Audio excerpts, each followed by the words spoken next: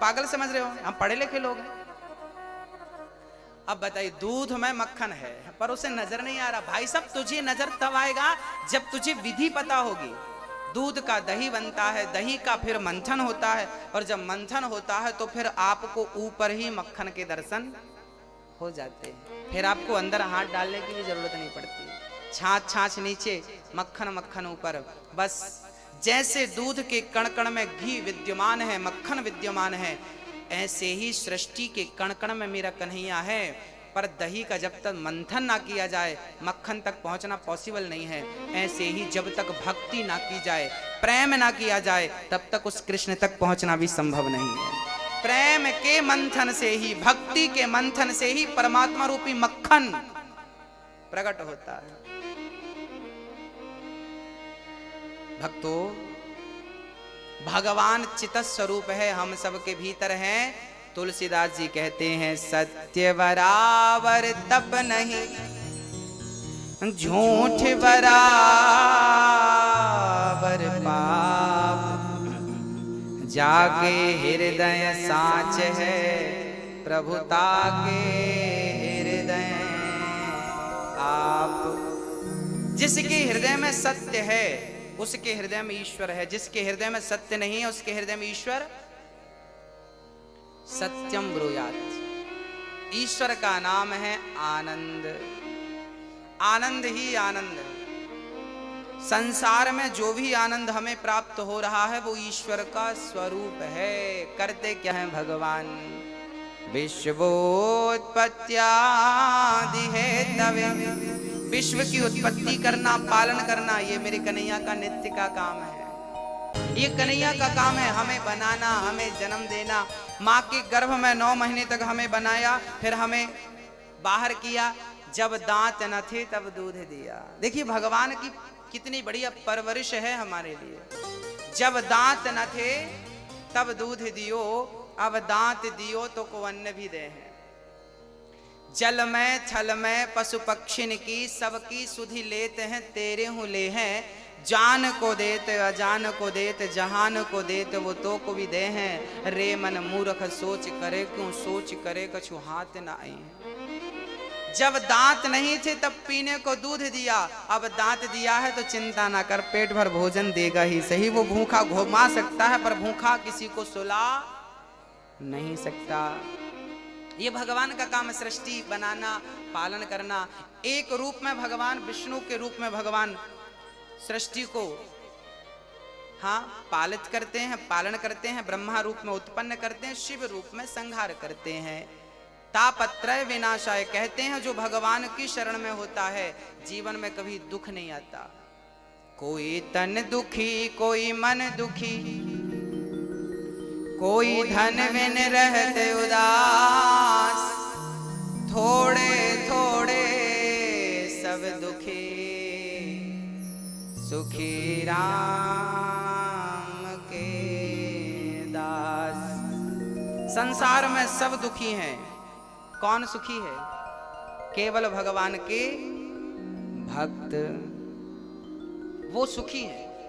इसलिए उनके बनकर रहिए। ऐसे भगवान राधा कृष्ण सहित, कृष्ण को राधा सहित श्री कृष्ण को श्री कृष्णाय वयम नुमः, हम उन्हें नमस्कार करते हैं। बोलिए कृष्ण कन्हैया लाल की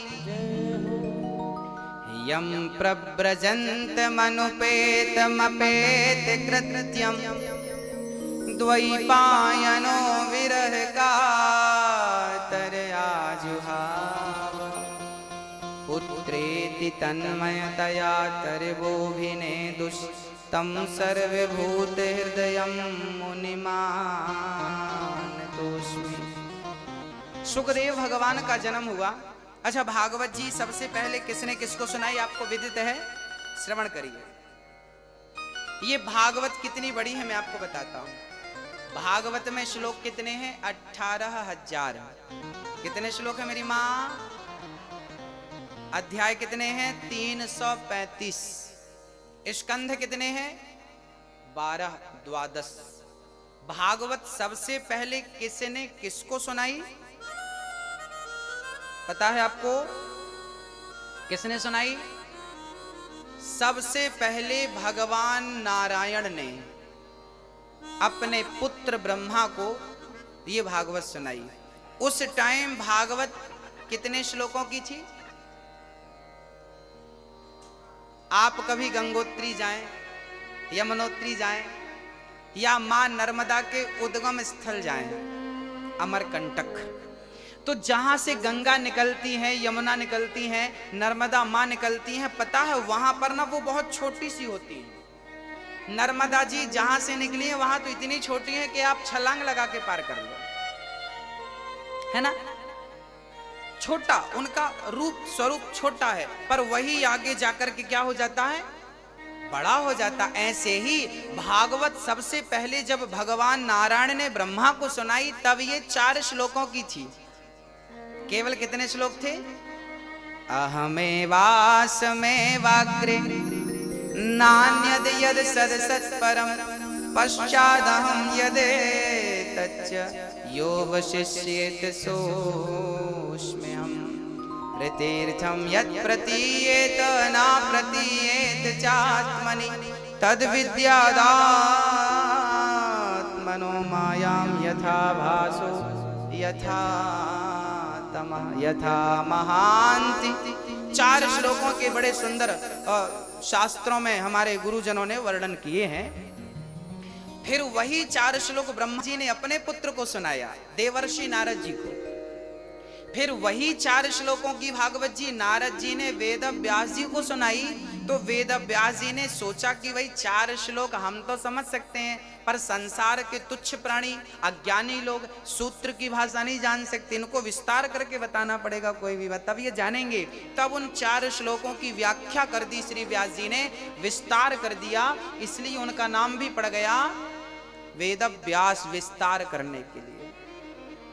वेद व्यास जी का यथार्थ नाम है द्वैपायन। क्या नाम है? द्वैपायन।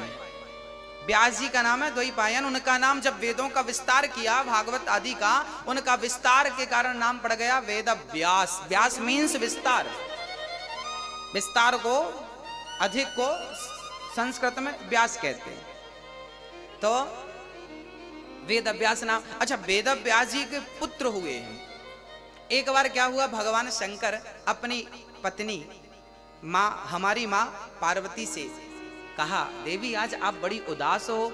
पार्वती ने कहा, प्रभु मुझे चिंता सता रही है, मैं आपसे बिछड़ना नहीं चाहती, मैं मरना नहीं चाहती, कुछ ऐसा करो कि मैं मरूं ना, क्योंकि मैं पिछले जन्म में मर गई थी, आपसे दूर चली गई थी, मुझे बिल्कुल अच्छा नहीं लगा। अच्छा, पार्वती पिछले जन्म में क्या थी? माता सती। सती दक्ष के यज्ञ में गई, जलकर भस्म हो गई, फिर बाद में वो क्या बनी?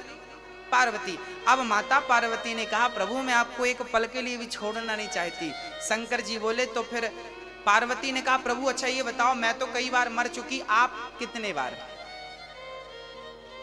शंकर जी बोले, हम तो एक ही बार पैदा हुए हो तब से आज तक है, हम बार बार पैदा नहीं होते, हम मरते। भाई जो मरेगा वो पैदा होने की उम्मीद, मरेगा ही नहीं, सवाल ही नहीं खड़ा होता दोबारा पैदा होने का।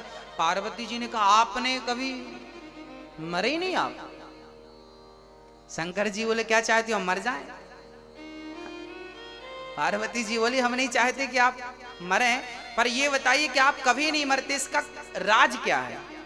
शंकर जी बोले, हमने अमर कथा सुन रखी है, और जो अमर कथा श्रवण कर लेता है वो कभी मरता नहीं, मृत्यु के चक्कर से सदा सदा के लिए मुक्त हो जाता है। पुनरपि जननम पुनरपि मरणम पुनरपि जननी जठरे शयनम भज गोविंदम गोविंदम भज मूढ़मते।